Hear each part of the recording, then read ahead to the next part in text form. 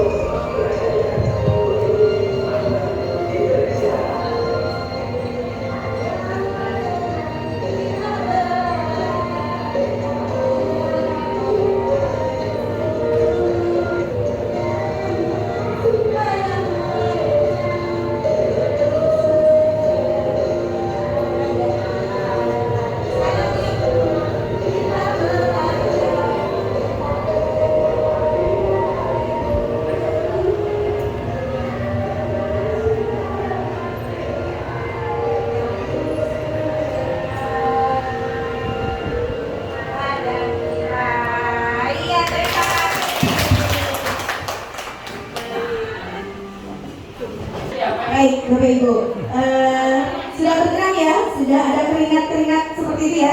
Oke, baik. Nah,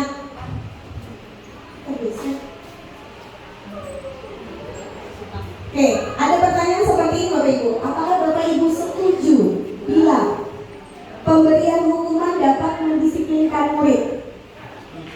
Setuju atau tidak? Menurut Bapak Ibu saja, setuju atau tidak? Tergantung. Oke, ada yang bilang tergantung. Kemudian setuju. Oke. Kemudian yang kedua, pemberian hadiah dapat meningkatkan prestasi murid. Setuju atau tidak Bapak Ibu? Baik, setuju. Kemudian yang ketiga, guru harus mampu memberikan solusi untuk setiap murid yang bermasalah. Setuju atau tidak? Ada yang bilang setuju, ada yang bilang tidak ya. Oke. Yang terakhir, guru berperan sebagai teman bagi murid. Setuju atau tidak? Ada apa Pak? Sebagian setuju. Oke, berarti sebagian ada yang tidak setuju ya. Nah, nanti kita akan mencari jawaban terbaik dari pertanyaan-pertanyaan ini. Tetapi akan ada pemaparan selanjutnya sehingga nanti kita akan mencari jawaban yang terbaik untuk masalah ini. Seperti itu ya Bapak Ibu. Nah, Ki Hajar Dewantara itu pernah mengatakan, dia menyatakan bahwa guru itu seperti seorang petani yang menanam padi. Seperti itu ya. Jadi kita hanya bisa menanam padi itu tidak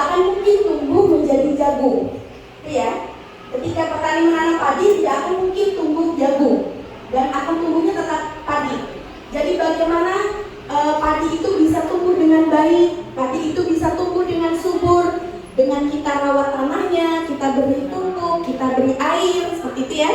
Lalu kita menjaga dari ulat ataupun jamur-jamur yang mengganggu tumbuhnya padi tersebut. Nah, seperti itu juga tanah tempat bercocok tanam tadi itu seperti sekolah kita. Itu diibaratkan dengan sekolah kita. Jadi kita itu hanya berfungsi sebagai penuntun. Kita hanya menuntun anak, gitu ya, untuk dia tumbuh.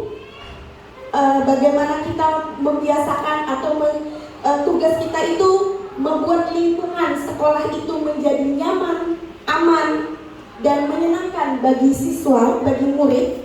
Kita menjaga mereka dari hal-hal yang tidak baik, kurang baik seperti itu, kemudian yang mengganggu perkembangan, pertumbuhan minat atau bakat dari siswa tersebut. Nah, seperti itu fungsi kita sebagai guru. Kita hanya bisa menuntun, tetapi kita tidak bisa menginginkan anak menjadi apa yang kita inginkan. Sama seperti contohnya petani tadi, yang menanam padi tidak akan mungkin tumbuh menjadi jagung. Kita hanya bisa merawatnya untuk tumbuh dengan baik, seperti itu. Nah, lingkungan yang nyaman dan aman tadi itu merupakan lingkungan positif namanya Bapak Ibu. Lalu bagaimana menciptakan suatu lingkungan positif yang di dalamnya itu terdiri dari semua warga sekolah, tidak hanya murid tetapi juga guru, karyawan, seperti itu ya, tenaga kependidikan. Mereka bisa merasakan lingkungan yang positif di sekolah kita. Nah, yang saling mendukung, saling belajar, juga saling bekerja sama, sehingga tercipta kebiasaan-kebiasaan baik. Lalu dari kebiasaan baik tadi akan tumbuh menjadi karakter baik, yang pada akhirnya karakter dari kebiasaan baik itulah yang akan membentuk sebuah budaya positif. Seperti itu. Kita lanjut. Nah, budaya positif itu apa? Budaya positif itu perwujudan dari nilai-nilai kebajikan, ya, keyakinan sekolah atau kelas, dan kebiasaan yang diterapkan di sekolah yang semuanya itu berpihak pada murid. Itu yang dinamakan dengan budaya positif, seperti itu. Nah, bagaimana menciptakan budaya positif di sekolah? Ada beberapa konsep-konsep inti di sini yang ingin saya sampaikan. Di dalamnya itu ada disiplin positif, motivasi perilaku manusia, ada keyakinan sekolah atau kelas, kemudian ada kebutuhan dasar manusia, posisi kontrol guru, dan segitiga restitusi. Bapak Ibu, dari konsep-konsep inti yang di depan ini, menurut Bapak Ibu mana yang paling menarik? Mana yang paling menarik, yang bikin Bapak Ibu penasaran atau ingin Bapak Ibu lebih ingin tahu, seperti itu? Mana yang paling menarik? Segitiga restitusi. Oke, nanti kita akan jabarkan bersama ya. Nah, saya ingin buat permainan buat Bapak Ibu. Permainannya berpasangan, berdua-dua gitu ya, berdua. Permainannya adalah cobalah buka. Bagaimana permainannya? Bapak Ibu dan teman rekan di samping itu melakukan cobalah buka. Apa itu? Nanti ada satu orang yang akan mengepalkan salah satu tangannya, lalu bayangkan di dalam tangan Bapak Ibu itu ada sesuatu yang sangat berharga. Bapak Ibu bayangkan, pakai satu tangan saja ya. Lalu Bapak Ibu menjaga benda tersebut sekuat tenaga. Begitu. Saking pentingnya benda itu dalam hidup Bapak Ibu gitu ya. Nanti temannya itu akan mencoba untuk membuka kepalan tangan Bapak Ibu, bisa dengan membujuk atau menghardik atau mengintimidasi, memarahi atau menggoda, digelitika misalnya, atau diiming-imingi dengan uang supaya temannya bisa membuka. Coba praktekkan. Boleh berpasangan deh dua-dua, silakan. Siapa yang bertugas atau mau bergantian boleh. Oke. Oke, boleh. Apanya? Boleh gantian, satu tangan saja. Silakan Bapak Ibu mau pakai bujukan, mau pakai rayuan, mau iming-iming apa, sampai Bapak Ibu itu bisa tidak membuka kepala tangan temannya. Ini salah satu ada yang rayu, satunya pegang,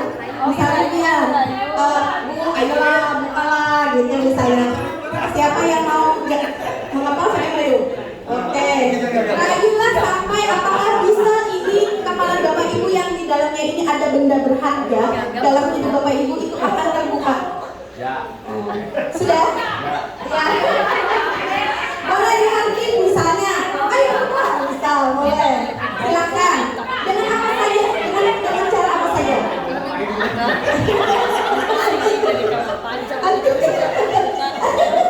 Ada yang berbicara di sini nah? Oke.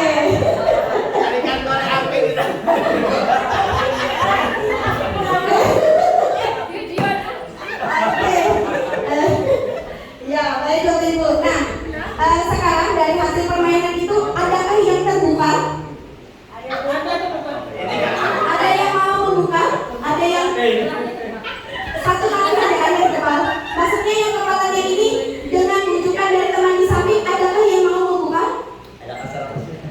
Ada? Berhasil tidak? Oke, dirayu tidak mau, dimarahin juga tidak mau, ya Pak. Oke, artinya apa Bapak Ibu? Ya. Oke, sudah. Siap. Oke, nanti bisa Bapak Ibu praktekkan kembali ya dengan Nah, sekarang intinya apa dari permainan ini? Siapa yang mengontrol untuk bisa membuka kepalan tangan ini? Iya, orangnya sendiri, dirinya. Iya, dirinya sendiri, tidak bisa orang lain gitu ya. Nah, sama dengan anak kita. Dia hanya bisa mengontrol dirinya sendiri. Mau kita itu beri dia hukuman, kita beri dia pujian, kita beri dia berbagai macam cara. Tetapi kalau anak itu dia mengontrol dirinya tidak ingin melakukan, maka tidak akan pernah anak itu berubah seperti itu. Nah, artinya semua itu yang mengontrol adalah pada diri anak, gitu ya, Bapak Ibu.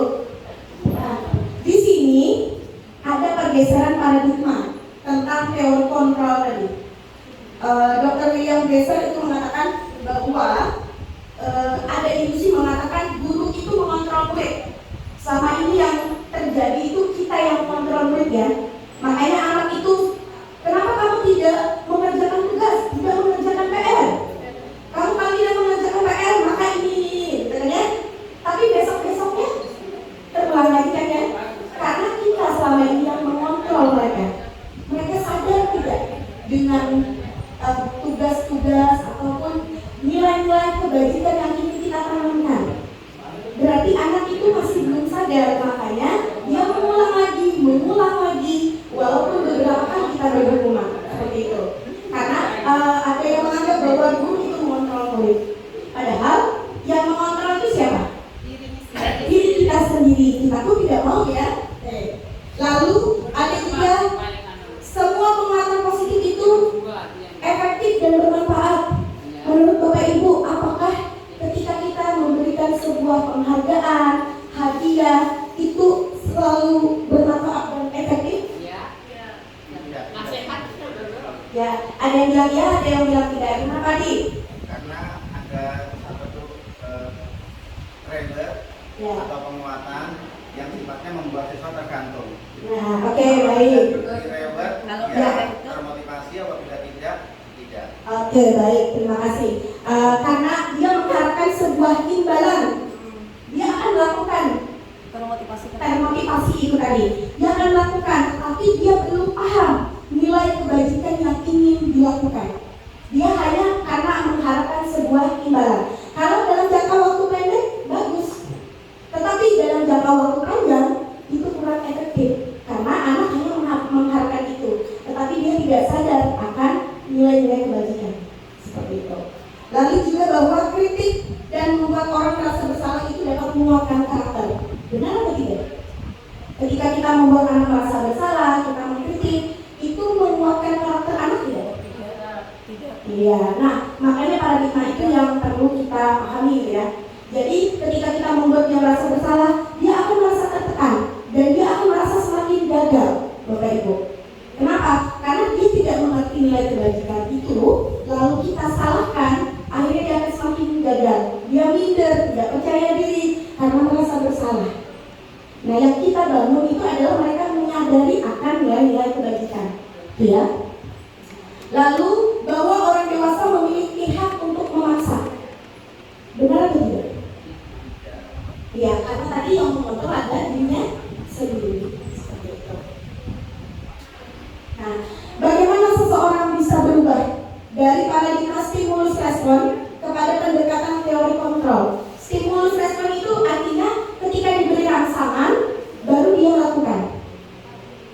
Nah, di sana dikatakan bahwa kebutuhan itu setiap orang sama.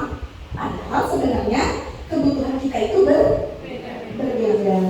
Misalnya kabur boy.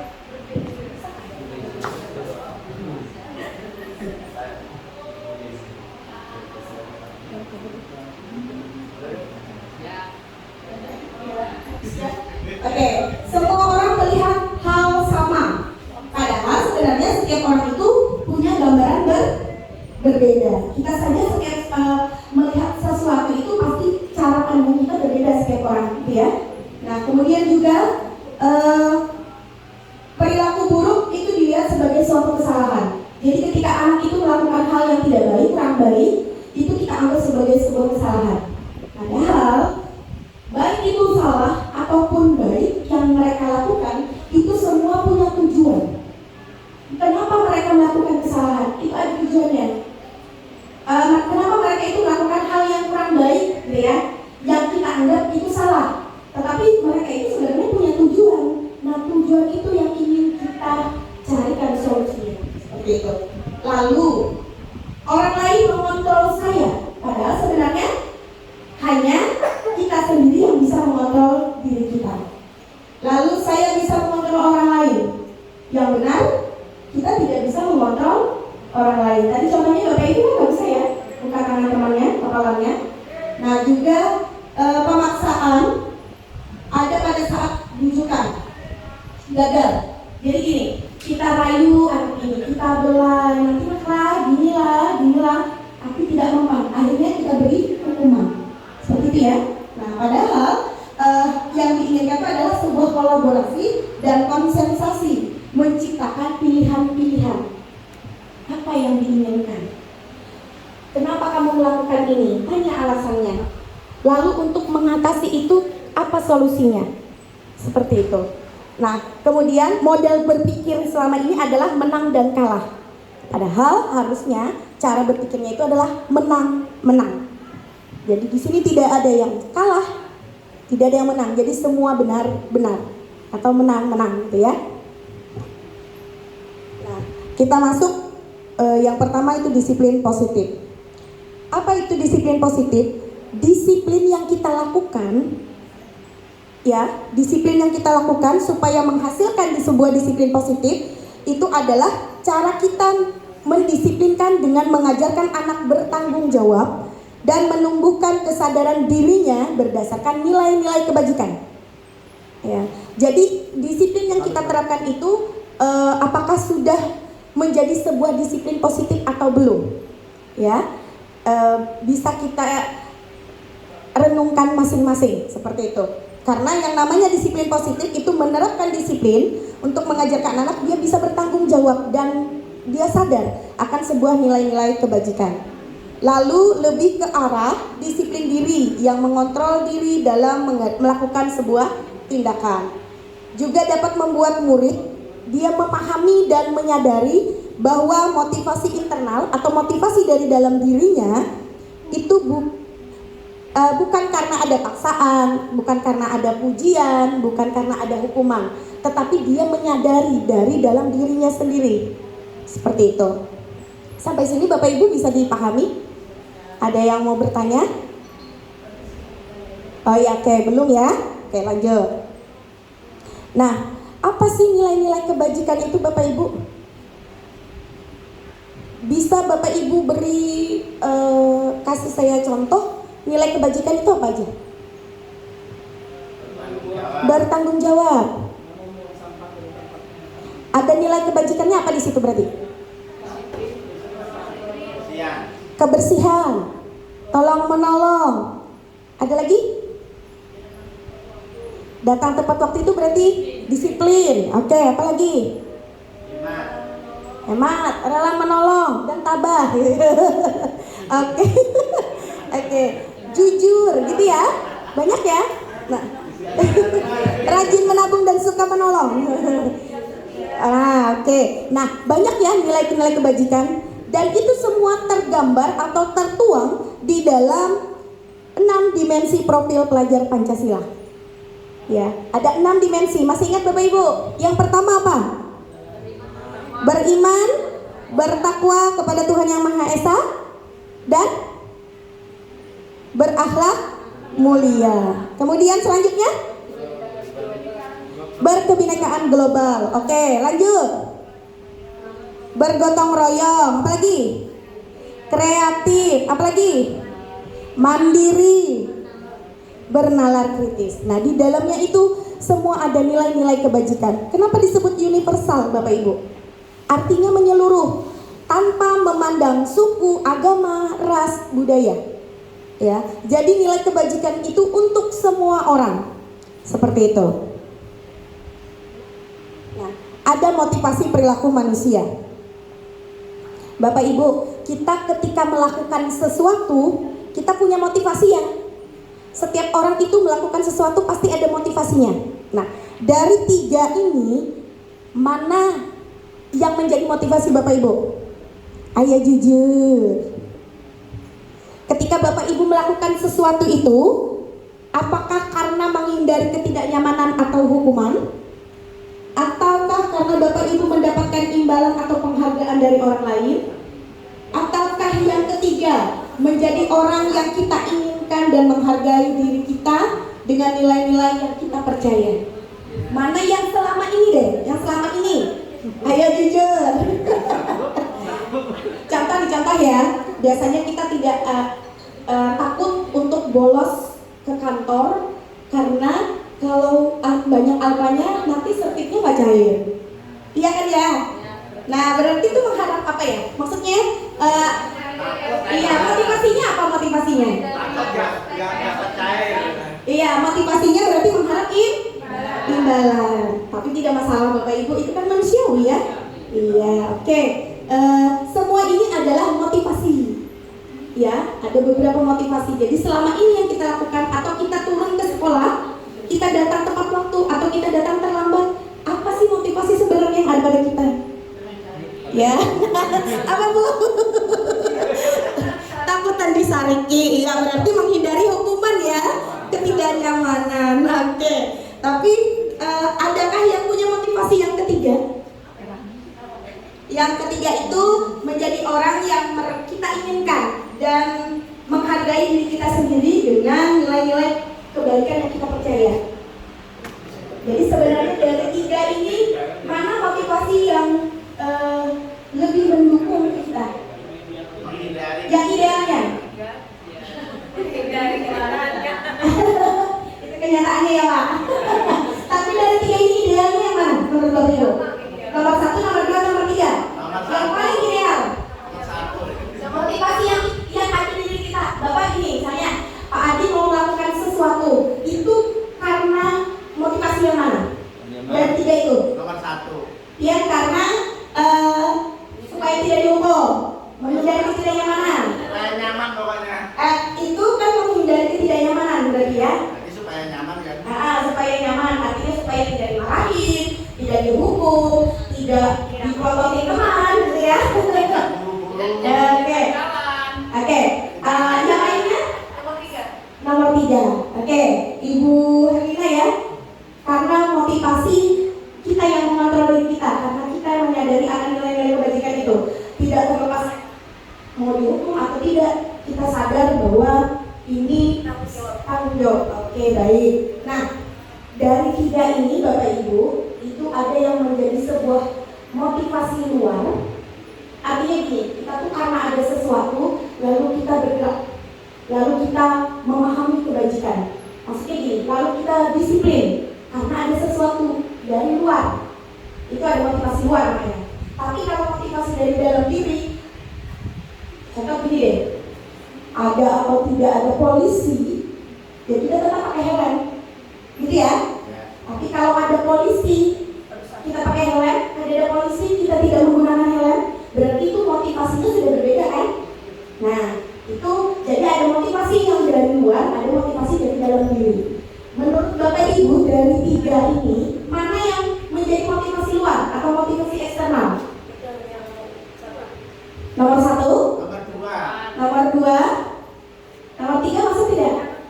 Motivasi dari luar atau dari dalam diri kita? Oke, baik. Jadi nomor 1 dan 2 itu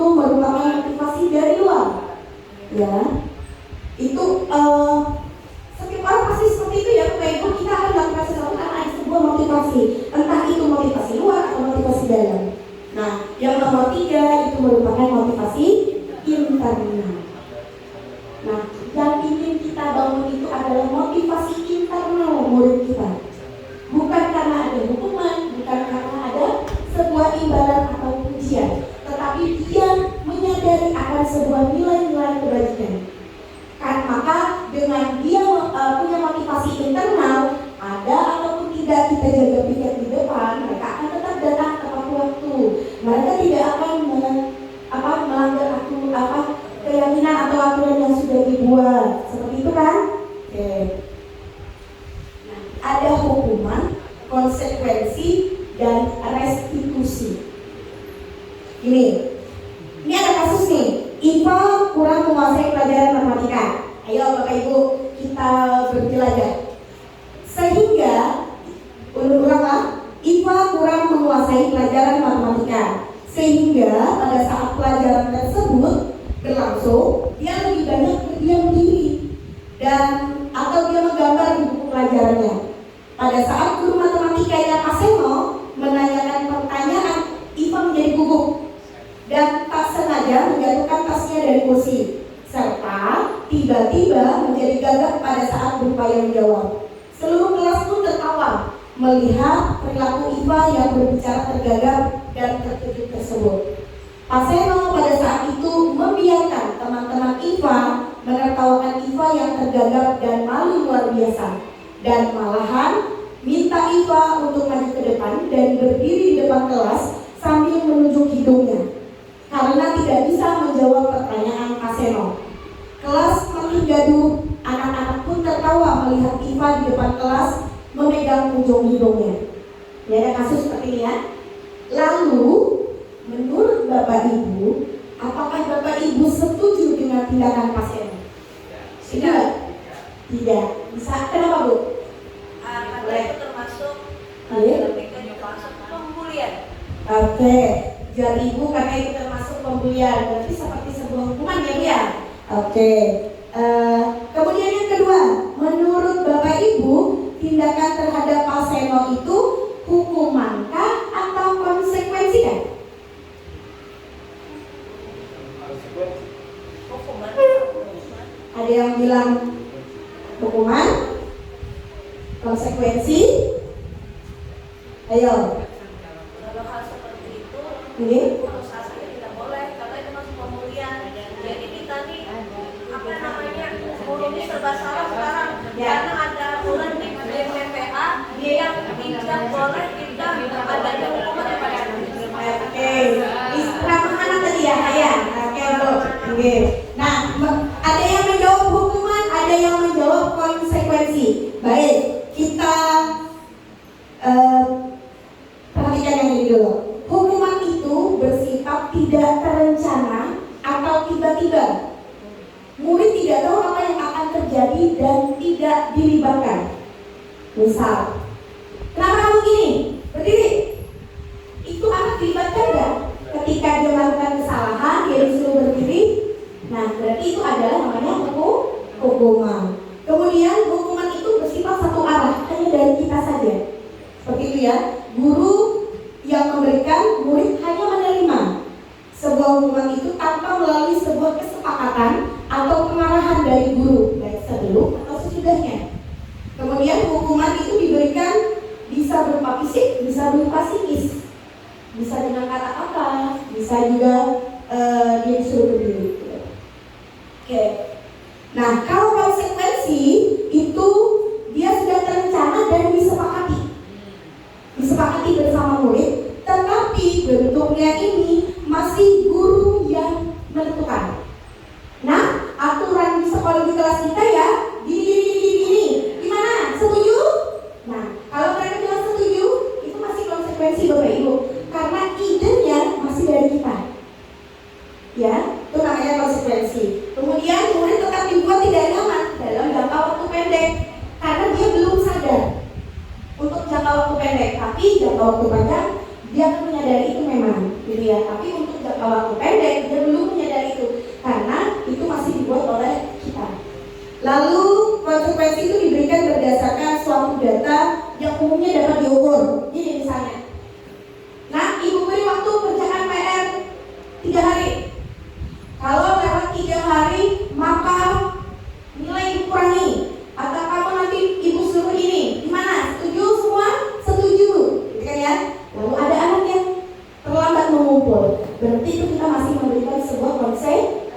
konsekuensi. Lalu apa itu restitusi, Bapak Ibu?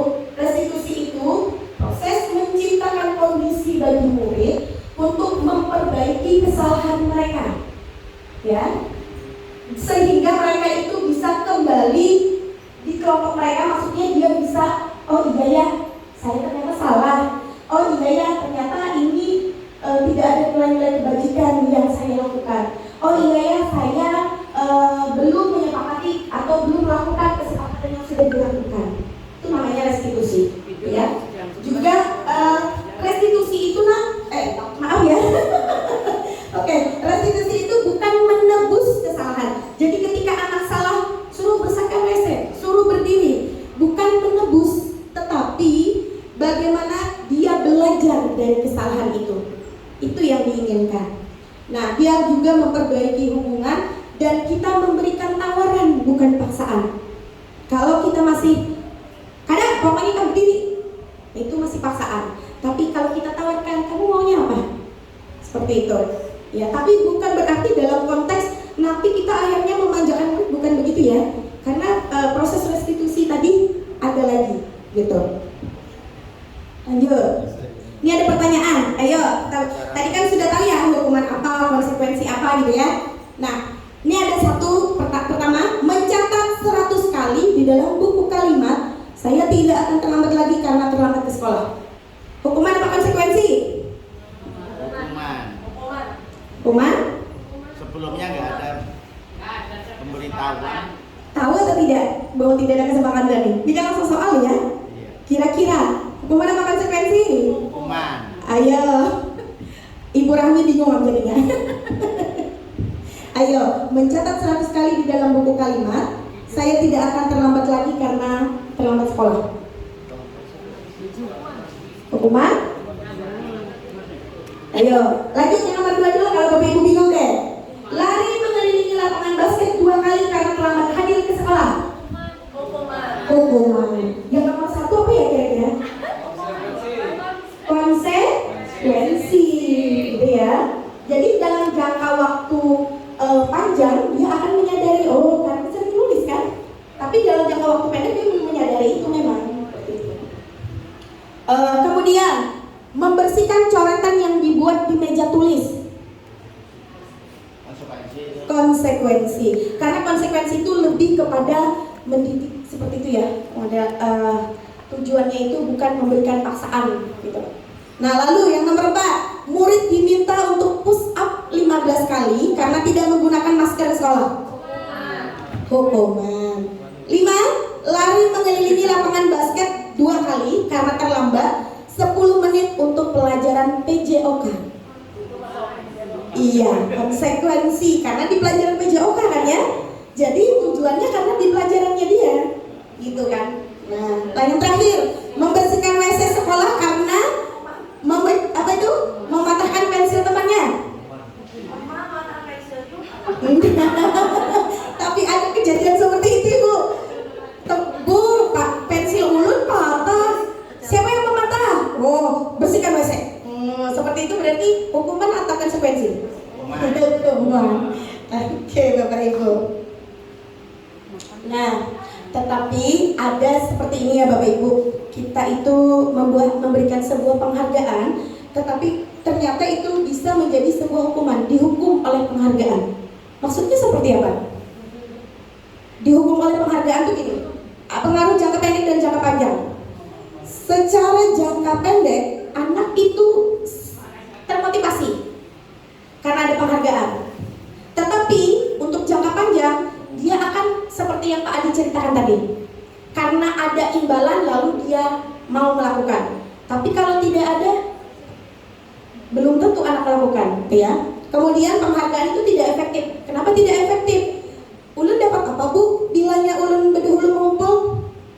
Lalu anak itu karena itu saja, bukan dari tanggung jawabnya sendiri gitu ya. Nah, jadi itu kurang efektif. Kemudian juga dia merusak hubungan. Kenapa merusak hubungan? Karena ketika kita misalnya memberikan sebuah reward, imbalan, penghargaan kepada anak yang mendapatkan nilai tertinggi misalnya, lalu anak yang berikutnya itu dia akan merasa iri. Padahal aku hendak jual, tapi aku kada mampu. mampu gitu ya. Dan itu akhirnya anak yang apa namanya, yang apa ya, maksudnya gini, yang dia merasa aku kada mungkin juga dapat nilai tinggi, aku kada paham juga, jadi akhirnya dia mengabaikan, kada peduli gitu maksudnya, ya. Kada mungkin juga aku dapat hadiah dari ibu, aku kada paham. Nah, gitu ya. Jadi atau gini, dia itu karena menginginkan hadiah lalu kiri kanan berduduk-duluan hendak mengumpul. Padahal dari dirinya akhirnya apa? Dia tidak jujur untuk menjawab itu karena mengharapkan sebuah imbalan. Nah, makanya mengurangi ketepatan, kemudian juga mengurangi kualitas dan mematikan kreativitas anak. Ya. Lalu penghargaan itu jamnya menghukum. Menghukum itu seperti apa? Gini Bapak Ibu, kan anak kelas 8 kita nih ya, waktu di kelas 7, 7A ada yang ranking 1, 7B ada yang ranking 1, 7C. Ternyata misalnya yang ranking 1 di kelas 7A, B, C, D, E dan selanjutnya itu terkumpul dalam satu kelas. Nah, ketika kita memberikan ranking, maka anak yang dulunya di kelas sebelumnya dia dapat ranking 1, karena dia terkumpul orang-orang yang teman-temannya yang pandai gitu ya, akhirnya dia kan tidak jadi ranking 1, dia merasa dihukum. Menurut dia merasa dihukum, ya kada jadi ranking 1 itu ya. Jadi penghargaan itu memang tidak efektif. Makanya sekarang rapot itu tidak pernah boleh dituliskan ranking itu, karena itu menjadi sebuah, ya apalagi orang tua, kenapa ada ranking 1, kenapa nilai menurun. Nah, makin tambah dia merasa dihukum. Padahal sebenarnya dia cerdas anak itu, tetapi karena di kumpulan kelasnya itu banyak yang pintar, bisa terjadi dia tidak jadi ranking 1. Makanya ranking itu ditiadakan di dalam rapot, ya. Terus yang terakhir, motivasi dalam diri intrinsik. Maksudnya gini, anak TK yang hanya baru bisa membaca, gimana rasanya? Bapak Ibu yang pernah punya anak TK? Senang ya, dirinya senang kan? Mama lu bisa baca ini gitu kan ya. Nah, itu sebenarnya Bapak Ibu sudah menjadi sebuah penghargaan bagi dirinya. Jadi jangan lagi kita itu, nah nanti kalau kamu bisa sampai 2 lembar nih membaca kayak ibu mama bari ini, itu sebenarnya saat dia bahagianya kita beri sebuah imbalan, itu akan mematikan kebahagiaannya sebenarnya, karena dia hanya mengharap imbalan tadi. Coba waktu dari awal yang kita tidak memberi imbalan, dia mampu, dia bisa. Nah sebenarnya itu yang ingin diasah, jangan kita matikan. Gak usah diberi, gitu ya. Kalau kita mau beri, jangan mengiming-imingi dengan seperti itu, karena dia lagi bahagianya, dia mampu tanpa ada imbalan atau pujian apapun, seperti itu. Oke, sampai sini Bapak Ibu. Kita lanjut ya. Lanjut atau ada yang mau ditanyakan? Lanjut, oke. Keyakinan sekolah atau kelas. Nah, mengapa keyakinan kelas Bapak Ibu? Bukan peraturan kelas. Ada yang punya gambaran atau masukan? Kenapa dikatakan keyakinan kelas bukan peraturan kelas? Apa Bu? Apa? Keyakinan kelas itu target yang mungkin akan bisa dicapai oleh kelas. Target yang akan dicapai oleh kelas. Yang mungkin akan dicapai. Yang mungkin akan dicapai. Kalau peraturan Pak? Kalau peraturan itu kan mengikat siswa untuk tidak ini, tidak itu dan sebagainya. Kalau keyakinan kan orang berusaha saja. Oke. Kalau peraturan jar Bapak itu mengikat, tidak boleh ini, tidak boleh itu jar ya. Oke. Baik. Nggih, boleh Pak. Mungkin kebersamaan dalam membuat peraturan. Ini ada yang mencapai. Ya. Oke, baik Bapak. Keyakinan kelas itu jar Pak Apri tadi kebersamaan dalam membuat apa Pak? Aturan. Kalau peraturan kelas pun Pak? Peraturan kelas itu peraturan kelas itu Tidak dibuat bersama gitu ya Pak ya? Oke, baik. Nah, mari kita pahami. Ini terulang lagi. Mengapa kita memiliki ada aturan ya Bapak Ibu tentang penggunaan helm pada saat mengendarai kendaraan roda 2? Kenapa ada aturan itu? Supaya apa kita pakai helm? Supaya aman kepala kita. Lagi, supaya selamat. supaya kadang kepanasan. Oke. Supaya nggak ditilang polisi. Supaya tidak ditilang polisi. Oke. Nah, dari jawaban Bapak Ibu, ada tidak nilai kebajikan di dalam penggunaan helm ketika kita berkendaraan? Ada, banyak. Apa tadi? Taat peraturan, disiplin berarti ya Bapak Ibu ya. Kemudian juga keselamatan kan ya. Nah, jadi kita meyakini kan di dalam diri kita bahwa ada nilai kebajikan ketika kita menggunakan helm saat berkendara, yaitu kita ingin selamat. Itu ya.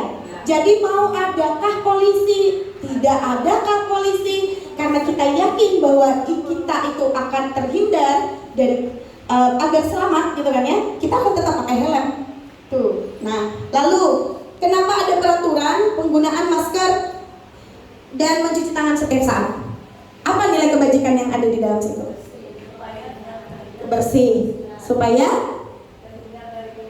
terhindar dari penyakit. Berarti nilai kebajikannya kesehatan. Jadi kita yakin tuh, kayak Ibu Yanti sampai sekarang ulun acungi jempol, maskernya selalu ada di sini walaupun lewat sudah bertahun-tahun dari Covid gitu ya. Ulun kadang memperhatikan itu. Wah, berarti paling tidak di jalan ya. Iya, Ibu Rahmi juga. Nah, ulun kadang iya, artinya bukan karena hanya Covid saja gitu ya. Karena ketika kita berjalan ada polusi, ada apa? Berarti Ibu Rahmi, Ibu Yanti itu menyadari bahwa ya sedinkan larang lamulan ya. Iya. Iya. Nah, debu jar Ibu. Iya, Ibu Herlina karena pakai masker juga ulun rancak melihat. Berarti kan di dalam diri Bu Hantian itu ada nilai-nilai kebajikan yang sudah Bu Hantian tanamkan. Walaupun dulu ya kita pakai masker tuh dirajia loh. Bila ada pakai, harus pakai gitu ya. Nah, sekarang kan tidak ada lagi razia itu, tapi masih ada orang yang memakai karena dia punya nilai keyakinan di dalam dirinya, nilai kebajikan tersebut. Ya. Nggih? Iya. Oke. Nah, itu tadi seperti yang disampaikan Pak Apri tadi ya, bahwa keyakinan kelas itu dibuat berdasarkan kesepakatan antara guru dan murid. Dia bersifat universal, menyeluruh, lintas, tanpa memandang agama, budaya, dan ras, suku, dan sebagainya. Juga pernyataannya dibuat dalam bentuk positif. Nah, kalau peraturan tadi biar Bapak ada kalimat tidak boleh, dilarang gitu ya. Nah, lalu peraturan kelas itu biasanya hanya guru yang membuat, kemudian dia bersifatnya satu arah, seringkali mencantumkan larangan yang menciptakan keadaan kurang positif. Jadi apakah tidak boleh ada aturan seperti itu? Boleh, tetapi kalimatnya kita ganti dengan kalimat positif. Misal, tidak boleh membuang sampah sembarangan. Itu kalimat positif apa negatif? Negatif kan ya? Tidak boleh membuang sampah sembarangan. Berarti kalau kita ganti jadi kalimat positif apa? Iya, buanglah sampah pada tempatnya. Tidak boleh datang terlambat. Iya, datanglah tepat waktu. Artinya kan sama. Aturan yang kita inginkan, nilai kebajikan yang kita inginkan sama. Cuma kalimatnya dirubah menjadi sebuah kalimat positif. Itu namanya keyakinan, gitu ya. Nah, ini ada bagaimana sih Bapak Ibu cara membuat keyakinan kelas. Kemarin ulun mencoba untuk mempraktikkan ini di dalam kelas.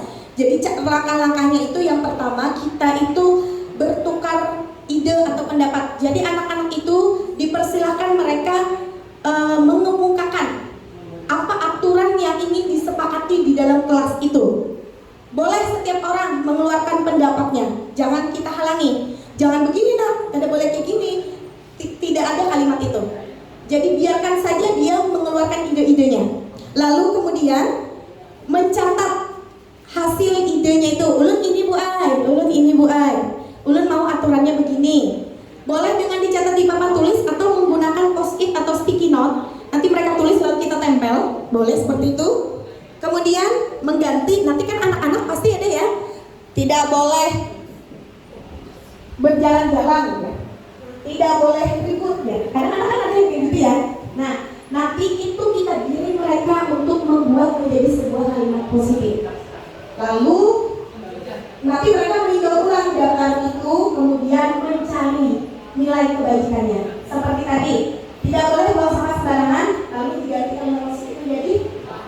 buanglah sampah pada tempatnya. Ada nilai kebajikan apa di dalam sana? Nilai kebajikannya apa? Yang diinginkan? Kebersihan. Betul Jamaah Adi. Berarti dia tahu untuk kebersihan itu. Jadi walaupun ada atau tidak penilaian kebersihan kelas, dia akan selalu menjaga kelasnya karena dia meyakini di dalam dirinya itu ada nilai-nilai itu. Ya. Lalu kemudian disusun mana yang sama. Karena kan anak tuh punya ide yang sama, walaupun kalimatnya agak berbeda, tapi maksud dan nilai kebajikannya sama kan.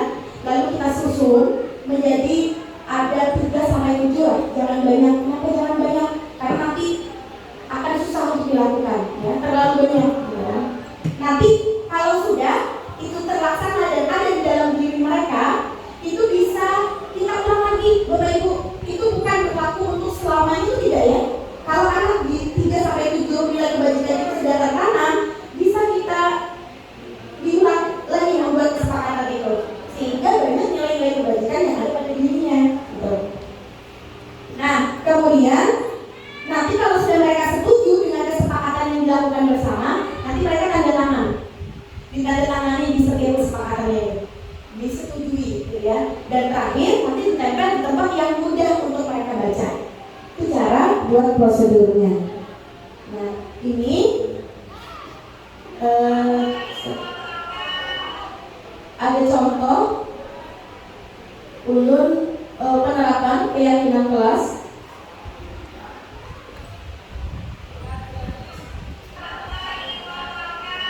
Ulun percepat saja ya Bapak Ibu,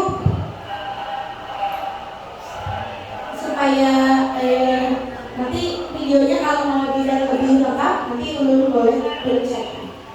Nah nanti, itu yang pertama. Ini masih SBI ya?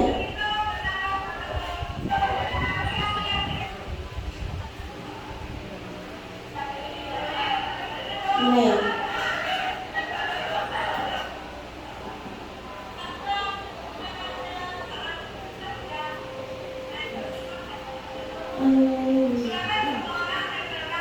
Nah, itu tadi anak-anak menulis, udah percepat aja. Sebelum mereka membuat, ulun menjelaskan dulu apa itu keyakinan, apa bedanya dengan peraturan. Tidak langsung mereka mengerjakan, karena nanti mereka bingung. Nah, dijelaskan sedikit tujuannya hari ini ngapain. Nah, lalu mereka menempel. Ini masih ada kata-kata yang menggunakan kalimat negatif ya. Nah, setelah itu,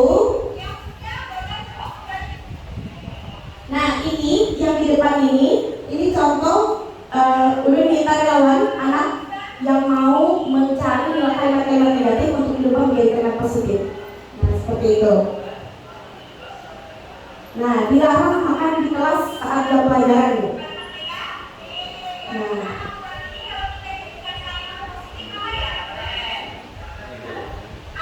Nah, masih ada anak yang berpikir berarti kalimat positifnya boleh nggak boleh makan di dalam kelas kan? Jangan disalahkan Bapak Ibu, tapi kita giring dia untuk memahami karena yang diinginkan adalah makna atau nilai kebajikan yang ada di dalamnya. Oke, lanjut.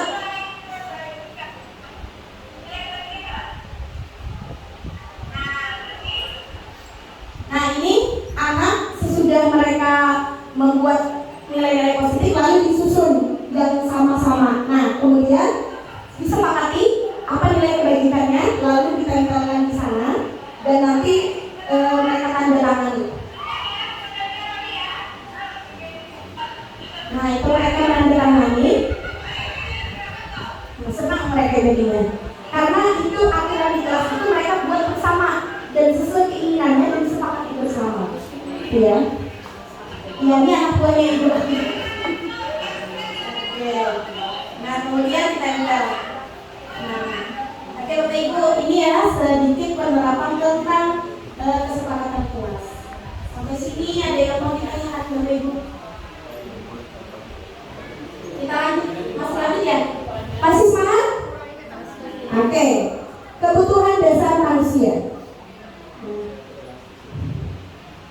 Ini ada kasus lagi Bapak Ibu. Ya, kita itu pasti punya kebutuhan dasar ya. Setiap orang manusia itu mau guru, mau murid, kita punya kebutuhan dasar.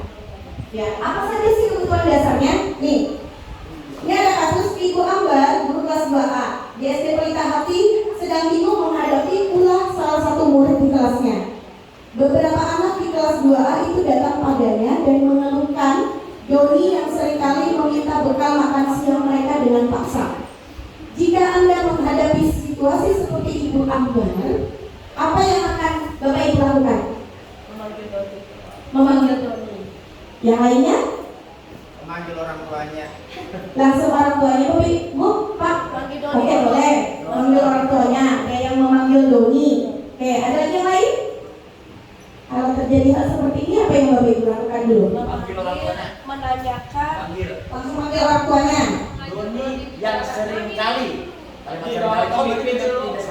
Iya, oke, benar. Anda memanggil. Ya, Ibu Sakti bilang mengajak Doni bicara. Dia memanggil Doni juga. Dulu. Apa kenapa jadi ini kelaparan kah? Harus mau sekolah kah? Ya. Itu dulu. Oke, baik. Nah, Di pipi dulu. di BP dulu. Oke, lalu menurut Pian, kira-kira kenapa ya Doni tadi itu melakukan hal itu? Menurut Pian apa? Kada bawa bekal. Ada bawa bekal. Apalagi ada kemungkinannya? Kada isi duit. Kelaparan. Iseng. Bisa jadi ya. Banyak kan hal itu. Makanya kita tidak bisa langsung menjudge anak itu salah, gitu ya. Jadi kita tidak tahu dia punya kebutuhan apa sih sebenarnya, ya kan? Kalau ini yang jelas yang salah ibunya. Kenapa? Itu kan anak muridnya sudah berapa kali datang kepada ibunya melaporkan kelakuannya. Ah. Tindakan oleh gurunya. Bukan gurunya yang salah, gurunya sebenarnya. Oke, di sini tadi seperti di awal tidak ada istilah menang dan kalah. Ya. Kita paradigmanya adalah menang-menang gitu ya. Jadi bukan mencari kesalahan sebenarnya, gitu ya. Oke. Ada penyelesaiannya. Penyelesaiannya, betul. Nah, jadi ada 5 Bapak Ibu kebutuhan dasar kita nih dulu. Ini kayaknya melindungi segini. Ya, ada 5. Yang pertama, kebutuhan bertahan hidup. Contohnya seperti apa? Kelaparan kan jadi duit dan. Nah, kelaparan jadi hidup. Iya. Iya, Yang dialami bertahan hidup. sekarang ini banyak. Oke, baik. Jadi ada kebutuhan dasar itu yang ada yang diinginkan atau yang ingin dipenuhi oleh anak kita, gitu ya. Yang kedua, kebutuhan kasih sayang dan rasa diterima. Kurang kasih sayang. Kada diolok bekal. Iya. Mamanya sibuk terus jadi Bu Sophia. Jangan bangunnya. Mamanya kesiangan apa? Jangan Apanya kan gue? Iya. Oke.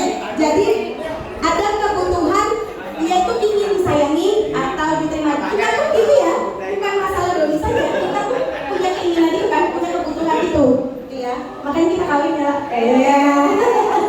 Panas yang belum kawin. Oke. Kemudian ada kebutuhan penguasaan, yaitu kebutuhan kemampuan atas kemampuan. Ada itu ya. Lalu juga ada kebutuhan kebebasan. Kayak jaga apakah kesenangan, apakah kebebasan, healing, ya kan? Nah, yang terakhir itu kesenangan.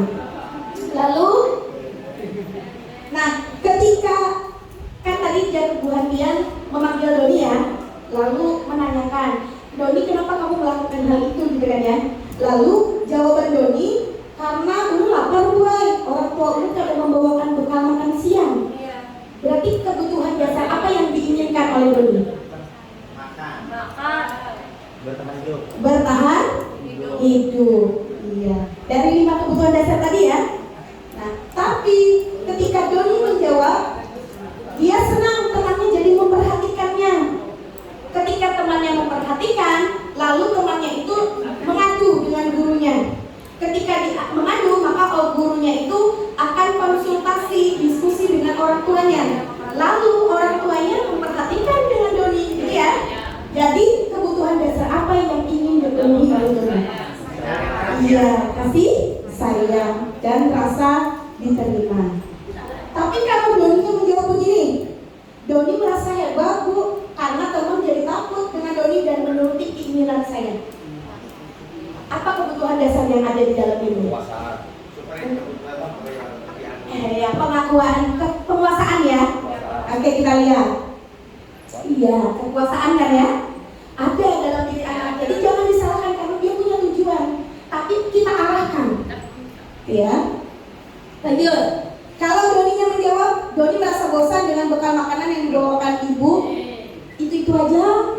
Nasi intalu ceplok, nasi intalu ceplok, intalu dadar. Sedangkan kawannya ngabur, iya, sedangkan punya kawannya macam-macam. Iya, itu kebutuhan dasar yang diinginkan atau ingin dipenuhi doi apa? Ayo kesempatannya yang patah babi Variasi makanan. Dari 5 kebutuhan dasar tadi, apa yang diinginkan atau dibutuhkan doi ketika dia menjawab seperti itu? Dia merasa bosan. Apa ya? Bertahan hidup kah? Perhatian. Apa? Kebebasan kah? Perhatian. kebebasan. Kekuasaan kah? Kebebasan. Kita lihat. Iya, inya tuh hendak juga macam-macam. Ulu ini makan itu aja kan bebas selalu rasanya makan kan ya. Oke. Iya. Nah yang terakhir, Doni melakukannya karena iseng. Iseng dia ayo tuh. Ya, bisa jadi kan ya. Tadi ada yang jawab iseng ya. Pak Adi ya tadi ya, iseng menjawab Pak Adi. Nah, dia senang melihat ekspresi kawannya tuh kesal. Dan dia merasa bila kawannya itu kesal lucu dia. Nah, berarti kebutuhan dasar yang ingin dipenuhinya apa? Apa? Kesenangan.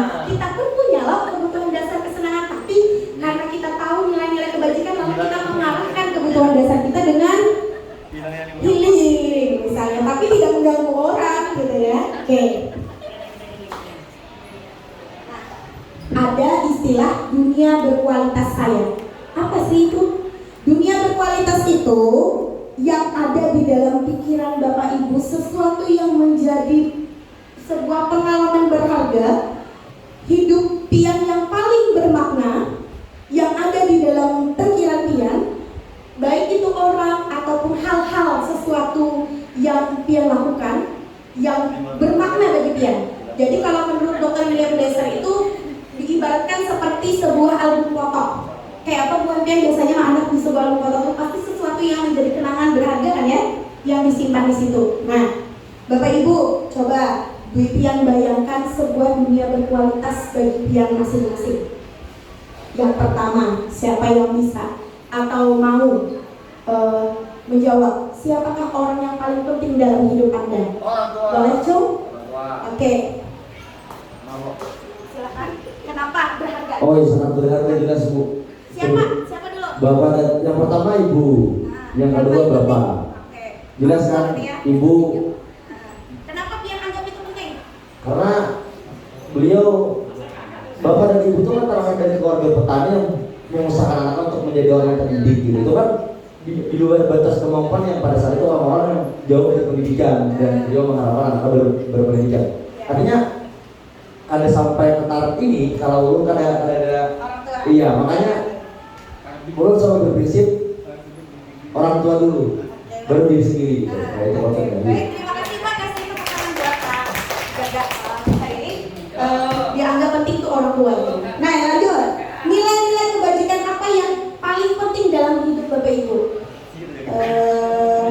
Boleh Ibu Aulia? Bermanfaat. Nilai kebajikan yang ada yang yang penting dalam hidup kita. Ayo. Kejujuran. Kejujuran. Oke. Kenapa kejujuran itu paling penting bagi pian, Bu? Pernah disakiti. Iya. Kenapa suka kejujuran? Karena dari kejujuran itu ada keterbukaan, ada komunikasi. Kemudian orang jujur itu pasti disayangi orang lain. Baik, Ibu Aulia. Iya, terima kasih. Kita lanjut. Kalau Bapak Ibu atau Anda menjadi orang yang ideal, karakter atau sifat apa yang paling ingin ada pada diri Bapak Ibu? Bisa berguna untuk semua orang. Karakter baik, Ya, menolong. Ada lagi? Kesetiaan. Ada yang mau Cung? Kesetiaan nomor 2 boleh. Kesetiaan. Oke, boleh. Moderat. Apa itu?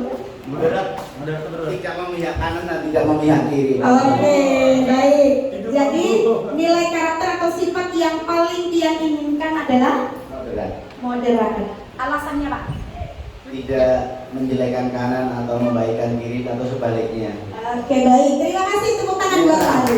Oke, terima kasih Pak. Lanjut. Apa pencapaian Anda yang Anda sangat banggakan? Bagus, boleh. Iya, jangan pensiun nih Pak.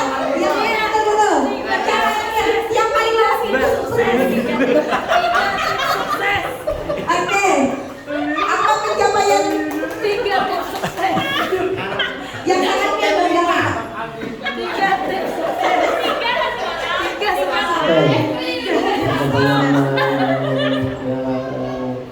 Yang sangat dibanggakan ya. Iya. Oke. Apa Pak? Pencapaian yang paling Pian banggakan dari seluruh pencapaian yang Pian punya? Yang dari seluruh yang saya punya itu, saya ingin hanya nilai-nilai kebaikan terhadap orang lain. Oke, memberikan atau menularkan nilai-nilai kebaikan kepada orang lain. Oke, baik Bapak, terima kasih banyak. Tepuk tangan untuk Pak Anas. Lanjut. Yang keberapa 5 ya?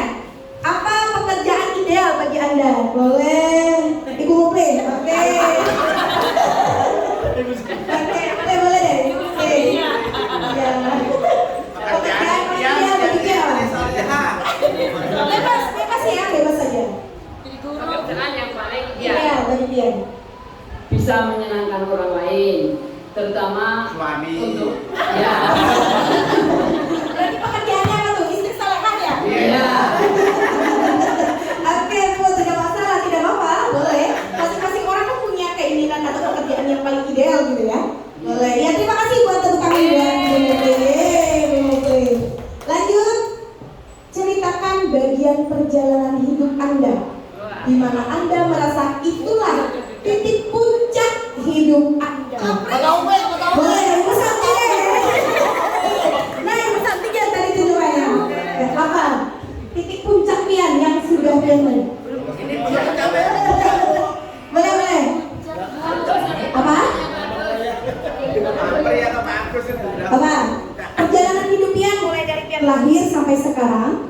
Titik puncak atau Pian merasa belum apa yang ingin? Merasa di puncak. Merasa di puncak. Lalu Karena jadi presiden. Oke, karena merasa belum di puncak berarti keinginannya apa? Yang Ibu anggap itu sebagai titik puncak Pian? Apa? Mungkin bagi sebagian orang juga titik di puncak hidup itu ketika sudah menjadi orang yang sukses, mendapatkan pekerjaan yang mapan, kemudian dapat membahagiakan orang tua, keluarga. Oke, baik. Iya, Seperti itu. Oke, baik. Tepuk tangan buat Ibu Fanny. Ada yang mau menceritakan titik puncak hidupnya? Oke, boleh.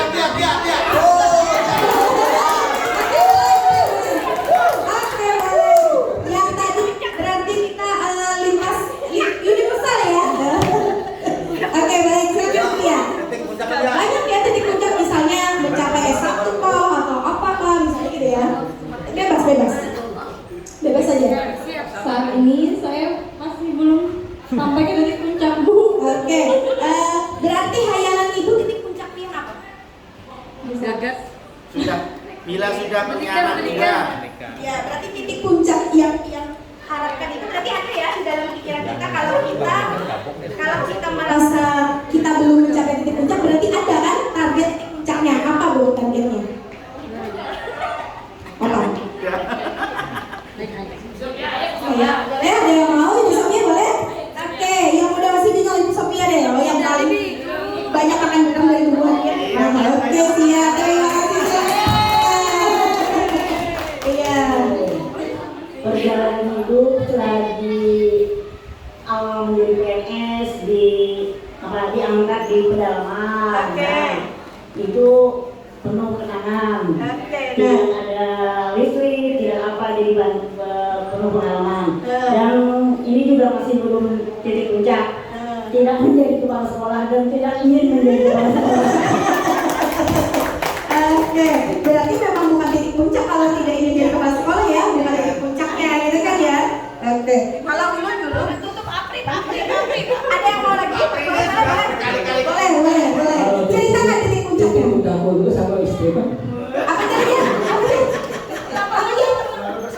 sekarang udah saling jadi Oh, Berarti bisa sini selalu menjamblay sama menjadi titik puncak. sama dengan jangan bagus. Ya, tidak masalah, bebas ya. Karena dalam hidup itu titik puncak. Kalau titik puncak itu sebenarnya belum sampai. oke. Kalau titik puncak itu bila kita mendapatkan sesuatu keberkahan dunia akhirat gitu. Oke, siap. Ya. Kalau masih di dunia Oke. itu titik puncak lagi masih dalam perjalanan. Oke, baik. Terima kasih Kalau Bapak. dua suami istri itu kita dari masa itu titik puncak ya. Baik. Oke, terima kasih. Oke. Ya, kasih tepuk tangan. Ini nih macet-macet. Yang terakhir, apa yang bermakna? Nah, dalam hidup Bapak Ibu. Ada yang mau? Pak Topik. Boleh, boleh. Mas Topik. Boleh. Apa yang paling bermakna?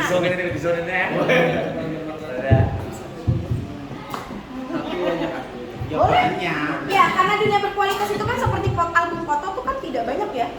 Tidak banyak. Yang paling bermakna dalam hidup Tulus yang pertama kesehatan. Oke, sip. Alasannya Pak Nama? Alasannya kalau kita sehat bisa berbuat apa saja. Iya. Kalau kita sakit ya kalau banyak uang ya sia-sia. Nah, oke, terima kasih. Kasih tepuk tangan buat Pak. Oke, ya betul sekali ya. Oke. Boleh. Ada yang mau?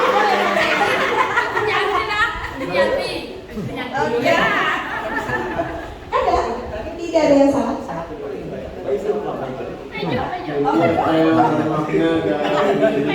Ya. Apa Jen? Apa Jen? yang bermakna ya, jadi Yang paling Mbak, yang paling yang paling bermakna adalah ya kebersamaan bisa. Oke. Karena tanpa adanya teman itu apa itu makna? Itu adalah kita ada bagi kita. Artinya sendiri kita mau teman sendiri ya artinya. Iya, oke. Ada Rami Jasmine sorangan. Nonton Buddha sendirian kada rame. Iya. Masing-masing orang punya Apa namanya? Sesuatu yang bermakna dalam hidup gitu ya. Oke. Baik, terima kasih. Kita lanjut. Belum. Masih ada lagi. Ya, yakin belum. Nah, oke, kita lanjut. Nah, ada posisi kontrol guru. Ya, kita ke sini. Di posisi kontrol guru ada 5. Posisi kita kepada murid. Bapak Ibu, dari 5 posisi kontrol ini, Pian ada di posisi mana? Silakan jawab masing-masing untuk dirinya, tidak perlu dikumpul dengan lo. Tapi Bu Pian melihat di sini, selama ini Bapak Ibu itu pada posisi yang mana? Apakah penghukum? Apakah sebagai pembuat merasa bersalah terhadap anak ya? Karena ini posisi kita sebagai guru. Apakah sebagai teman, pemantau, atau sebagai manajer? Posisi kita, Pian, ya, jujur saja. Selama ini kita pada posisi yang mana? Ibu Sofia ini senyum-senyum membahayakan. Oke, sudah. Nah, simpan saja ya jawaban Pian. Artinya gini, Bu Pian merefleksi diri Pian seorang. Bukan berarti ulun bertanya itu ingin menyalahkan atau mencari pembenaran untuk Bu Pian, tidak ya. Tapi kita merefleksi ke diri kita masing-masing, gitu ya. Nah, jadi seperti apa sih yang namanya posisi penghukum, posisi membuat merasa bersalah, teman, pemantau, atau sebagai manajer itu tadi? Bisa kita lihat ya sama-sama videonya. Tekan Bapak Ibu, perhatikan seperti apa posisi penghukum.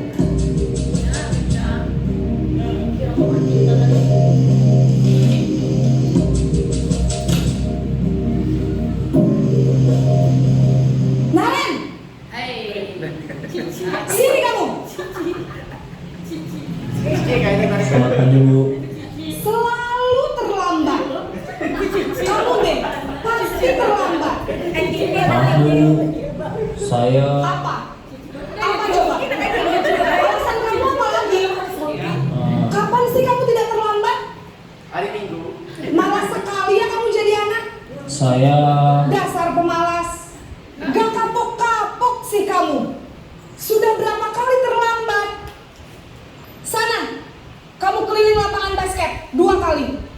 Kenapa saya harus keliling lapangan basket, Bu? Kenapa? Kamu melawan ibu? Berani-beraninya jawab. Sudah terlambat, masih berani jawab pula. Sekarang, keliling lapangan basket 5 kali sekalian. Biar kapok. Cepat. Pergi sana ke lapangan basket. Posisi penghukum biasanya berbicara dengan nada tinggi, menghardik, menunjuk-nunjuk, menyakiti, dan menyindir. Hukuman bisa berupa fisik maupun psikis. Ibu dan bapak guru hebat, dampak yang terjadi pada murid ketika guru berada pada posisi penghukum adalah murid cenderung akan memberontak, bahkan menyimpan dendam.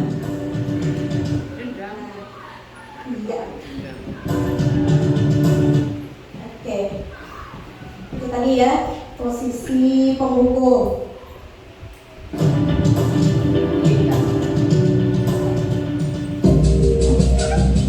Ini sebagai pembuat rasa bersalah.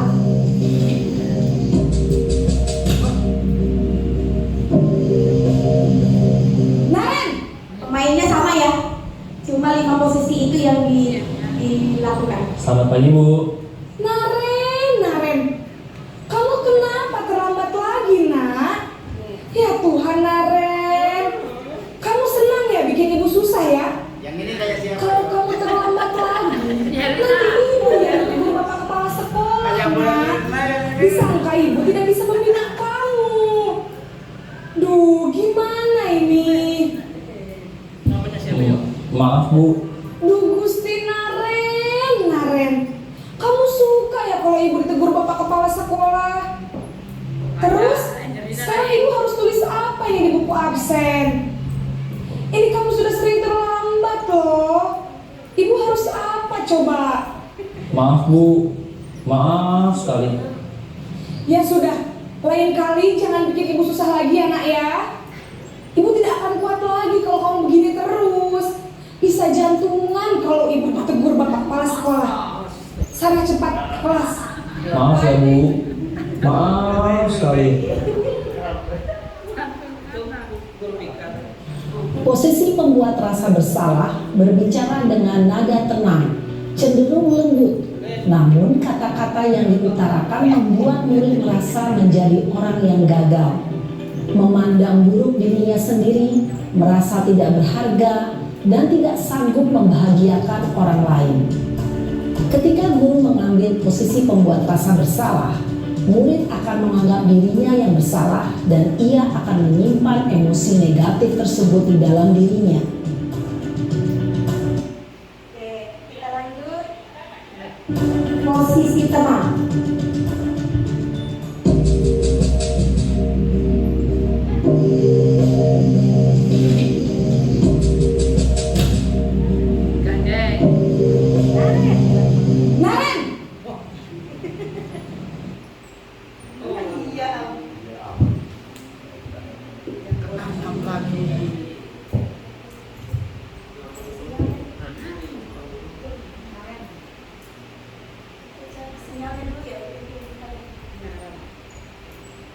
Sampai aula ini kapan?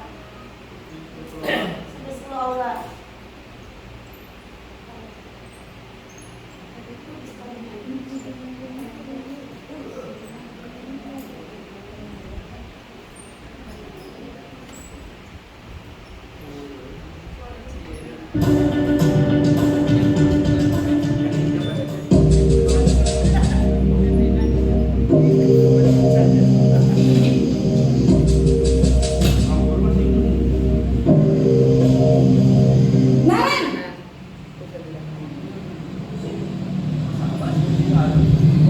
Selamat pagi, Bu.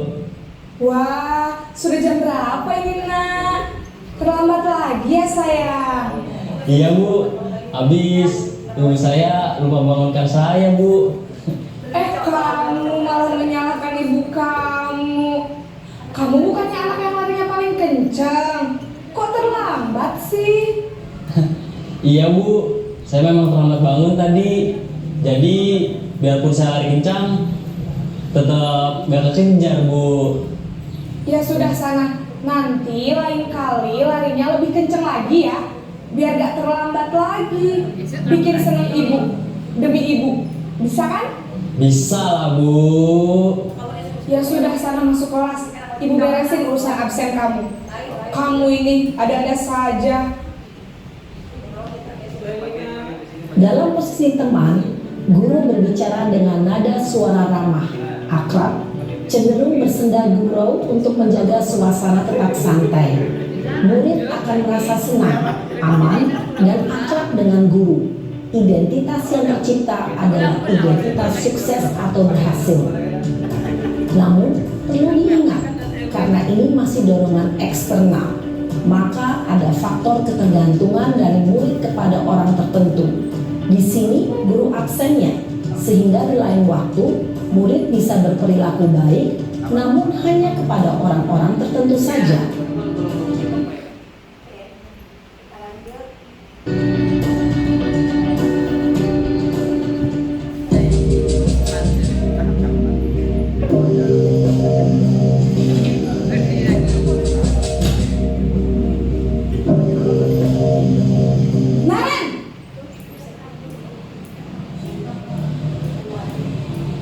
Selamat pagi Bu. Naren, apa peraturan sekolah kita tentang jam berapa kita harus masuk sekolah, Nak? Kita harus di sekolah jam 7 Bu. Iya betul, sekarang sudah jam 7.20. Naren sudah tahu konsekuensinya jika terlambat hadir. Paham Bu. Saya harus tinggal kelas pas jam istirahat selama 20 menit. Iya benar, konsekuensinya demikian. Jadi nanti jam 9.30 pas istirahat, kamu harus tinggal di kelas, kerjakan tugas tambahan untuk ketertinggalan kamu, ya? Baik Bu. Posisi pemantau mengandalkan penghitungan atau data untuk mengontrol murid. Guru mengarahkan murid berdasarkan peraturan dan konsekuensi. Seorang pemantau menunjukkan bahasa tubuh dan ekspresi wajah yang datar dan cenderung formal. Lanjut yang terakhir. Seperti apa sih posisi manajer itu?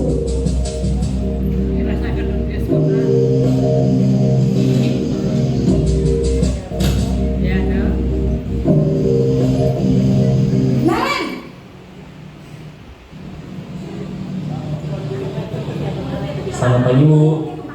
Selamat pagi Naren. Maaf Bu, saya terlambat. Iya, sekolah masuknya jam 7, sekarang sudah jam 7.20. Jadi sekarang bagaimana ini Naren? Maaf Bu, saya lupa setel alarm saya semalam.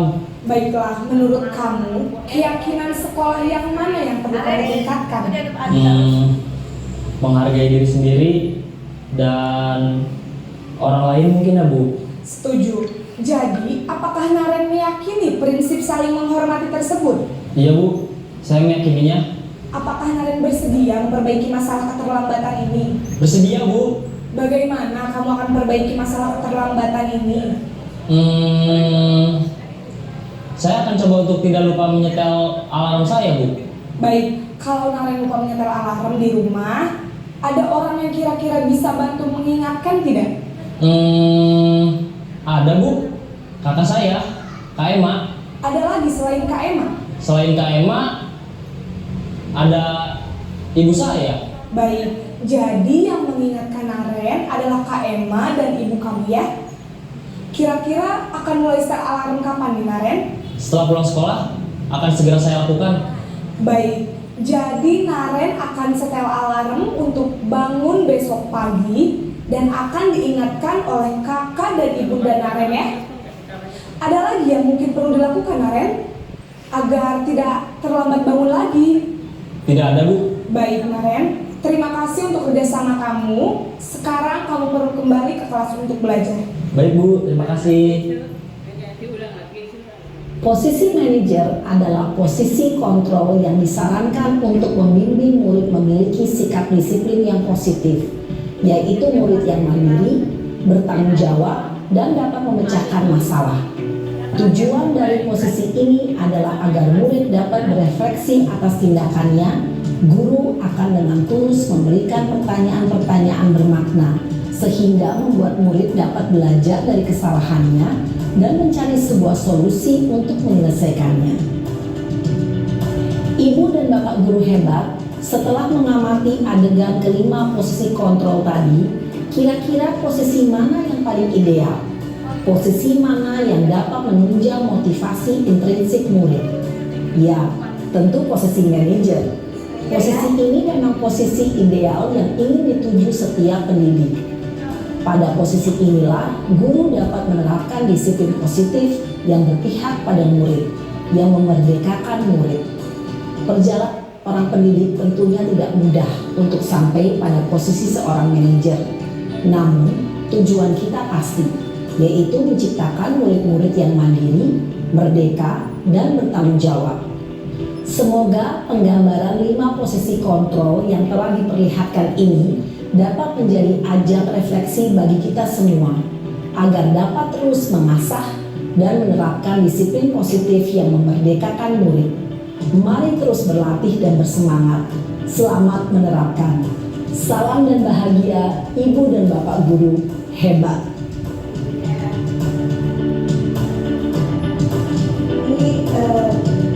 Video dari buku berikut. Oke, kita simpulkan Bapak Ibu yang dari video tadi. Kalau di penghubung tadi dia menghardik, menunjuk-nunjuk, berkaca pinggang, membentak. Hukumannya bisa bersifat fisik ataupun verbal. Dampaknya apa? Anak menjadi pendendam. Memang dia tidak mengutarakan gitu ya, dia tidak suka dengan yang kita lakukan, tapi dia jadi dendam, gitu ya. Tidak menyukai guru atau mapel tertentu, gitu. Nah, kan kita itu yang diinginkan itu menjadi guru yang ideal, yang dirindukan oleh murid seperti itu kan ya. Oke. Lanjut, membuat merasa bersalah. Suara lembut namun masih menyalahkan murid. Kemudian guru menyatakan kesalahan pada murid dan guru merasa seperti menderita, gitu ya. Lalu dampaknya membuat siswa itu merasa bersalah, kemudian rendah diri dan dia minder ini, menarik diri. Lanjut, kalau teman itu guru dia bersikap ramah, cenderung dia bersenda gurau untuk menghangatkan suasana. Tetapi dampaknya murid itu akan bergantung pada guru itu saja. Dia akan ketika dia senang misal dengan Ibu Herlina, karena Ibu Herlina ini misal ya pada posisi teman, dia akan bagus sikapnya, segala sesuatunya kepada beliau. Tetapi dengan guru lain belum tentu.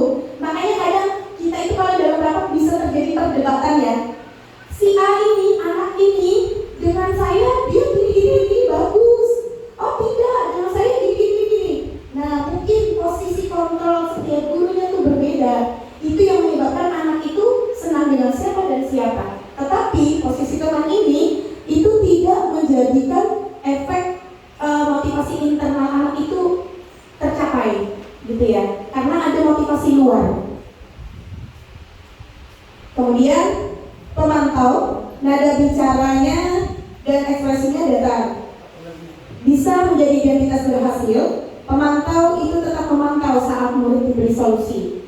Kemudian dampaknya dia menghitung hadiah atau hukuman yang diberikan pemilik kebajikan, juga tidak sepenuhnya mandiri karena kita yang mengaturnya. Nah, tapi kalau yang terakhir pada posisi manajer itu suaranya netral, tercipta identitas positif dari siswa yang gagal menjadi siswa yang berhasil, seperti itu ya. Juga mengajukan pertanyaan bermakna, membantu murid memecahkan masalah. Dampaknya murid menjadi mandiri dan dia bisa memecahkan masalahnya sendiri, seperti itu. Nah, ini tadi yang dari 6 konsep ini tadi yang menjadi Bapak Ibu yang paling menarik. Segitiga restitusi. Kita berada pada materi paling terakhir ya. Segitiga restitusi. Apa itu segitiga restitusi? Merupakan langkah-langkah restitusi yang kita lakukan untuk menyelesaikan masalah anak. Ya, seperti apa langkahnya? Yang pertama itu adalah menstabilkan identitas. Seperti apa? Kita bisa mengatakan ketika dia melakukan kesalahan, menurut kamu yang kamu lakukan itu benar atau salah, atau baik atau tidak, gitu kan ya?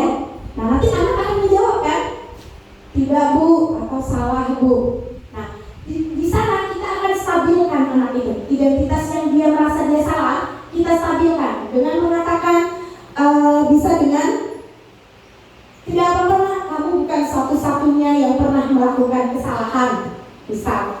Kemudian setiap orang pasti pernah melakukan kesalahan, atau bisa juga Bapak Ibu manusiawi, wajar kalau manusia itu berbuat salah, gitu ya. Lalu anak yang merasa salah itu dia tidak down, dia merasa percaya diri, tetapi nanti setelah itu bagaimana kita mengarahkan dia untuk menyadari kesalahannya lebih lanjut dan memecahkan, mencari solusi dari kesalahannya itu agar dia perbaiki, begitu. Maka kita lakukan validitas tindakan yang salah. Seperti apa? Kamu tentunya punya alasan kenapa melakukan hal itu. Kan ada kebutuhan 5 kebutuhan dasar tadi ya. Berarti dia punya alasan, punya tujuan. Nah, kita tanyakan. Bisa juga dengan adakah cara yang lebih efektif untuk mendapatkan apa yang kamu butuhkan. Sama. Nah, langkah yang ketiga kita menanyakan keyakinan. Misalnya keyakinan kelas apa yang telah kamu sepakati. Misalnya dia tidak disiplin atau dia terlambat datang, gitu kan ya. Berarti iya Bu, saya pasti dia akan merasakan. Nah, kemudian lalu bisa kamu ingin menjadi apa? Atau misalnya apa yang harus kamu lakukan untuk memperbaikinya, seperti itu. Itu langkah-langkah segitiga restitusi. Lanjut. Oke, nah ini ada contoh implementasi penerapan segitiga restitusi yang coba saya buat. Boleh Bapak Ibu berikan masukan yang menurut Bapak Ibu masih kurang, yang perlu kita terapkan di sekolah seperti apa. Ini salah satu contoh yang coba saya lakukan, ya. Nah, ada kasus pertama. Kasusnya adalah Ajizah, dia terlambat masuk kelas saat pergantian jam. Kadang anak di kelas kita yang terjadi seperti itu ya. Ketika jam ganti jam, ganti guru, anak tuh keluar ya. Lalu kita sudah masuk, dia baru datang. Yang terjadi sering seperti itu kan ya. Nah, ternyata anak ini dia pergi ke kantin. Belum jam istirahat dia pergi ke kantin. Lalu saya coba memanggil Ajizah ke ruang guru untuk menegur dan memberikan pembinaan agar Ajizah memahami pentingnya disiplin. Ini contoh ya Bapak Ibu. Assalamualaikum Bu. Waalaikumsalam warahmatullahi wabarakatuh. Silakan duduk. Baik, Ajizah tahu tidak kenapa Ibu meminta Ajizah datang ke sini? Iya Bu. Kenapa? Saya tadi terlambat masuk kelas Bu. Oh begitu. Lalu menurut Ajizah yang Ajizah lakukan itu baik atau tidak? Tidak baik Bu. Maaf saya salah. Iya, tidak apa-apa. Semua orang kan pernah melakukan kesalahan, termasuk juga Ibu. Karena tidak ada manusia yang sempurna dan itu manusiawi. Jadi berbuat salah itu hal yang wajar. Asalkan kita bisa menyadari akan kesalahan kita dan memperbaikinya, lalu juga kita tidak melakukannya kembali. Nah, Ibu mau tahu sekarang, Jiza pasti punya alasan kenapa melakukan hal itu. Boleh cerita dengan Ibu? Sebenarnya saya tadi tidak ada niatan untuk melakukan pelajaran ini. Tapi saya tadi belum sempat makan Bu. Jadi ternyata kebutuhan dasarnya bertahan hidup. Oh seperti itu. Nah kan Ibu jadi tahu alasan Ajizah terlambat masuk pelajaran Ibu. Lalu apa ya rencana Ajizah untuk memperbaiki kesalahan? Saya berjanji untuk tidak mengulangi kesalahan lagi. Sekarang mari kita bicara tentang keyakinan kelas kita. Apa yang kita percaya, yang mana yang belum Jiza tunjukkan? Keyakinan kelas yang saya anggap adalah datang tepat waktu dan disiplin. Iya, bagus sekali. Berarti Jiza masih ingatkan ya dengan kesepakatan kelas yang sudah kita sepakati bersama di awal-awal belajar. Nah, jadi menurut Jiza sudah menjalankan semua keyakinan itu atau belum? Belum semua saya. Nah sekarang mari kita mengindahkan keyakinan kelas kita supaya kedepannya lebih baik lagi. Apa rencana Jizah kira-kira? Saya akan masuk kelas tepat waktu dan juga disiplin terhadap pelajaran. Saya berjanji tidak akan ke kantin sebelum jam istirahat dan akan sarapan terlebih dahulu sebelum ke sekolah. Baik, Jadi yang semoga diharapkan Jiza itu bisa solusinya menjalankan itu dari anak hal sendiri ya, tersebut. bukan Lalu kita yang kedepannya, memberikan solusi. jika Jiza nanti melihat ada teman-temannya yang melakukan hal tersebut, Jiza nanti bisa memberitahu dan mengingatkan tentang keyakinan kelas yang sudah kita sepakati bersama, ya? Ya sudah. Terima kasih ya Jiza sudah mau menemui Ibu. Besok Jiza bisa ke kantin sesuai dengan jam yang sudah disepakati ya. Nah, ya sama-sama. Waalaikumsalam warahmatullahi wabarakatuh. Iya, ini kasus yang pertama ya. Kemudian juga ada Kami memang disuruh Bapak Ibu untuk membuat demonstrasi kontekstual istilahnya. Jadi mencoba menerapkan seperti itu. Harapannya adalah itu bisa kita lakukan di sekolah kita. Memang tidak mudah seperti yang disebutkan tadi. Untuk menjadi posisi manajer itu tidak gampang. Tetapi kalau dengan pembiasaan dan anak paham akan nilai-nilai kebajikan itu bagus dan ideal untuk terjadi gitu ya. Nah yang kasus kedua itu adalah Nuril. Ini ceritanya Nuril menyontek saat mengerjakan ulangan harian. Kemudian ibu guru memanggil Nuril ke ruang guru untuk menegur dan memberikan pembinaan agar Nuril memahami pentingnya nilai kebajikan dari sebuah kejujuran dan tanggung jawab.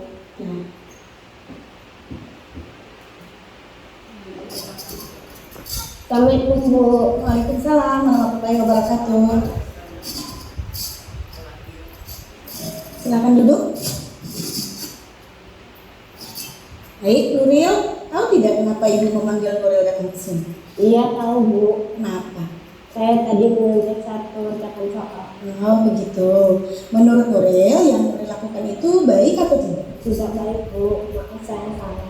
Ya, tidak apa-apa. Semua orang pernah melakukan kesalahan. Ibu juga pernah, karena tidak ada manusia yang sempurna. Jadi, berbuat salah itu hal yang wajar. Asalkan kita bisa menyadari akan kesalahan kita dan memperbaikinya, serta tidak melakukannya kembali. Iya Bu. Nah, Ibu mau tahu sekarang, Nuril pasti punya alasan mengapa melakukan hal itu. Boleh cerita dengan Ibu? Iya Bu, sebenarnya saya tidak ada niatan untuk menyontek saat mengerjakan soal itu. Saya tadi malam tidak belajar karena asyik main game dan ketiduran. Oh, seperti itu. Nah kan Ibu jadi tahu alasan Nuril menyontek. Lalu, apa ya rencana Nuril untuk memperbaiki kesalahan? Saya berjanji Bu tidak mengulangi kesalahan itu lagi. Sekarang, mari kita bicara tentang keyakinan kelas dan keyakinan sekolah kita. Apa yang kita percaya, apa yang belum atau yang mana yang belum Nuril tunjukkan. Keyakinan kelas yang saya langgar adalah kejujuran dan tanggung jawab Bu. Iya, bagus sekali. Berarti Nuril masih ingat dengan keyakinan kelas yang sudah kita sepakati di awal-awal pembelajaran kan? Iya Bu. Jadi menurut Nuril sudah menjalankan semua keyakinan yang sudah kita sepakati bersama itu belum?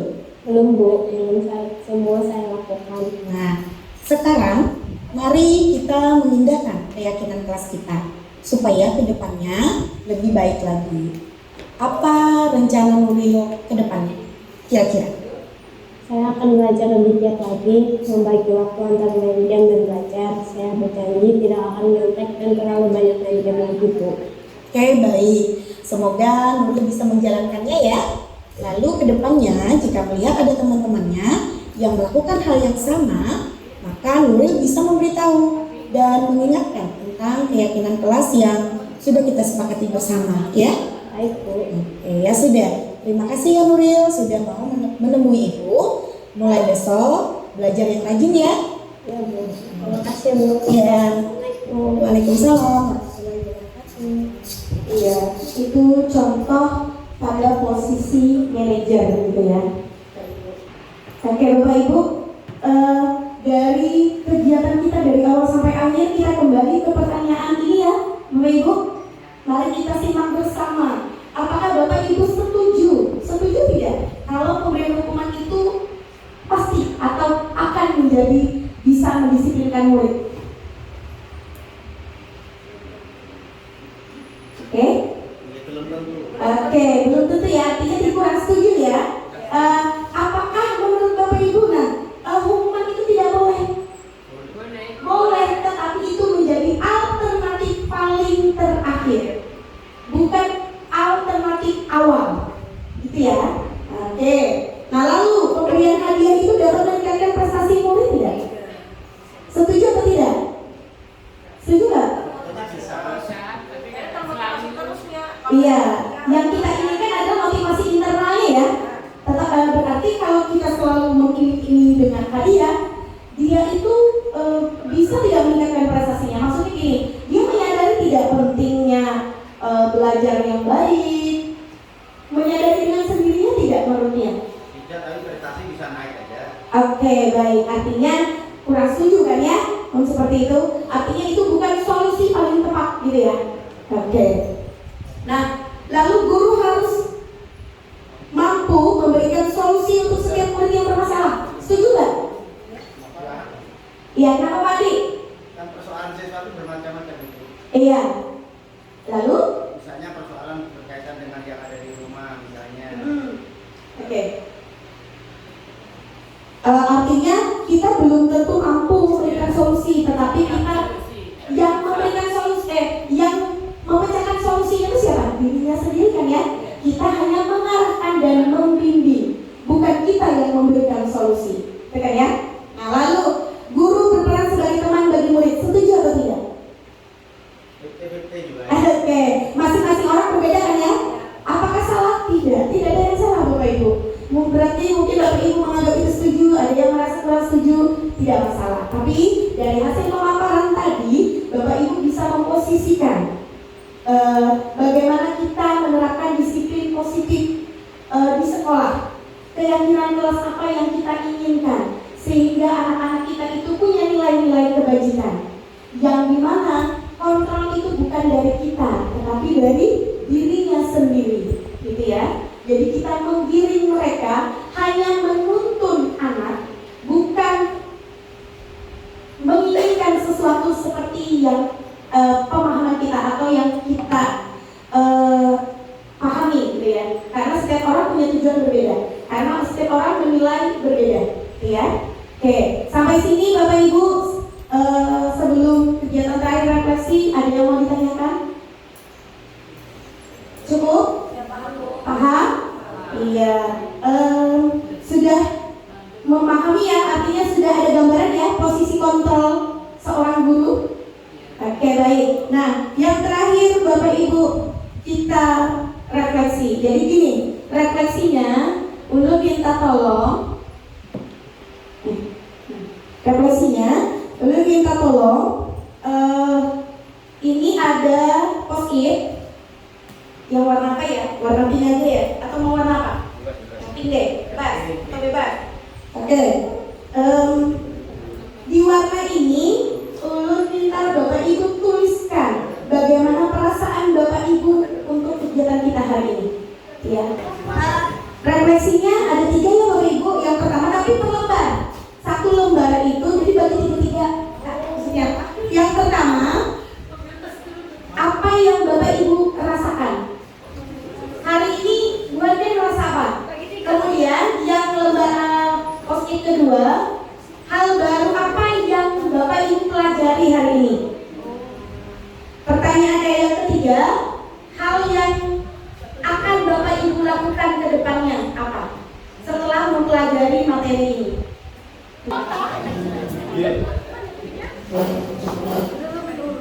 Rami. Satu lagi.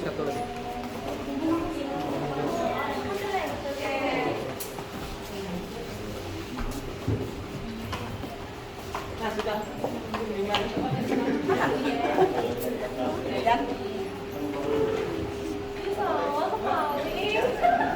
Ayo Pak Ijul, foto Pak Ijul. Ayo apa nih? Oh, ini baru yang kembali. Siapa itu? Balik. Siapa ini? Siapa mana yang merah itu? Iya. Boleh pakai itu. Dan itu plaster, ada plaster. Ada plaster. Bu, masih banyak gula. Hari ini aku merasa. Oke. Yang satu lagi belum ya? Baru. Yang ketiga. Yang satunya yang warna apa? Bebas ya. Asal beda warna. Kuning. Iya. Dah. Iya, sudah. Baru kan cuma hijaunya tuh tutupan.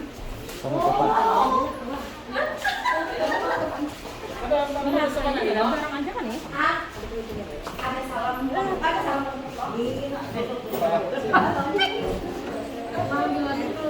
Aku kan tebal kayak Raffi aku menulisnya. Ini master. Baik, sudah melakukan revisi ya Bapak Ibu ya? Adakah? Oh ya masih ada. Adakah yang relawan ingin membacakan hasil tulisannya? Untuk pertanyaan pertama, hari ini aku merasa. Siapa yang mau? Boleh, Ibu Rabi? Silakan ke depan. Ya. Silakan ke depan Ibu Rabi. Ambil tulisannya, boleh dibacakan.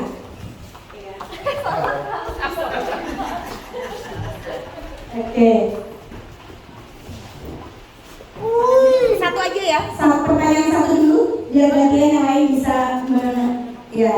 Oke. Boleh silakan Bu. Pertanyaannya hari ini aku merasa menyenangkan dan dapat wawasan yang baru, pengalaman baru, dan ilmu yang baru bagi diri saya sendiri. Oke baik, kasih tepuk tangan untuk Ibu Rabi. Terima kasih banyak. Oke. Kemudian siapa yang mau atau sebagai relawan ingin membacakan hasil dalam apa yang dipelajari hari ini? Ya, saya. Oke, boleh. Bapak Gada boleh. Mana tulisan dia? Kan ingat tulisan sendiri. Oh ya. Oke. Nanyanya hal baru apa yang aku pelajari hari ini? Aku banyak belajar bagaimana memposisikan diri sebagai pendidik. Oke baik, terima Terima kasih banyak. Terima kasih tepuk tangan untuk Pak Gada. Kemudian ada yang bersedia untuk membacakan hal yang dilakukan kapan? Siapa? Pak Taufik? Siapa yang mau? Oke, siapa? Pak Adi mau? Ini Pak Topik yang masih muda. Oke, boleh. Silakan Pak Taufik. Oke.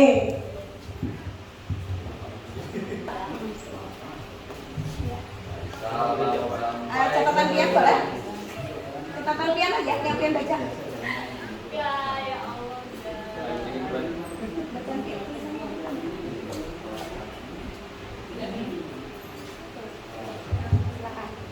Belajar kali ini atau materi ini bisa menjadikan contoh untuk pembelajaran ke depannya. Oke, berarti hal yang ingin dipelajari ke depannya apa Pak berarti Pak? Kedepannya, Yang akan dilakukan pian setelah ini berarti apa? oh yang akan dilakukan yang pasti lebih memposisikan diri kita bagaimana sebagai guru yang lebih baik ke depannya. Oke, baik. Terima kasih Pak Taufik. Kasih kita tepuk tangan buat Pak Taufik. Oke, Bapak Ibu, kita berada pada kegiatan akhir. Ini terima kasih atas waktu yang Bapak Ibu berikan. Saya menyampaikan tentang diseminasi budaya positif. Maka untuk itu saya kembalikan mic-nya kepada moderator.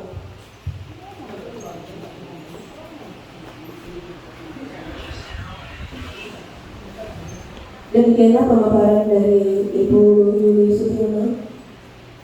Begitu banyak ilmu yang kita dapat hari ini. Mudah-mudahan apa yang diberikan Ibu mendapat pahala, dan kita yang menerimanya pun pada hari ini mendapat pahala dari Allah Subhanahu wa Ta'ala. Demikian acara kita pada hari ini. Salah dan kita mohon dimaafkan. Kita beri aplaus dulu untuk Ibu narasumber kita pada hari ini. Wassalamualaikum warahmatullahi wabarakatuh. Waalaikumsalam warahmatullahi wabarakatuh. Assalamualaikum warahmatullahi wabarakatuh. Perkenalkan, nama saya Muhammad Kusairi. Saya guru mata pelajaran pendidikan Pancasila SMP Negeri 10 Banjarmasin. Hari ini saya sangat senang sekali karena saya mendapatkan begitu banyak ilmu dari pemaparan, penyebaran budaya positif yang dilakukan oleh Ibu Yuli. Ternyata memberi dampak yang signifikan terhadap diri saya Saya banyak belajar bagaimana saya harus memposisikan diri saya sebagai pendidik agar kedepannya saya mampu memberikan dampak-dampak yang menyenangkan kepada peserta didik saya, terutama bagaimana saya bisa memberikan kesepakatan ataupun keyakinan di dalam kelas sebelum melaksanakan pembelajaran, agar tidak ada lagi yang namanya guru yang berkuasa, siswa yang harus mengikuti apa perintah guru. Itu saya kira sudah akan saya hilangkan dari kebiasaan saya setelah mendapatkan pemaparan dari Ibu Yuli. Terima kasih Ibu Yuli, semangat. Wassalamualaikum warahmatullahi wabarakatuh. Assalamualaikum warahmatullahi wabarakatuh. Saya Nur Indah Martiani, guru matematika dari SMP Negeri 10 Banjarmasin. Setelah saya mendengarkan pemaparan dari Ibu Yuli Sutiono terkait penyebaran budaya positif, saya mendapatkan banyak hal.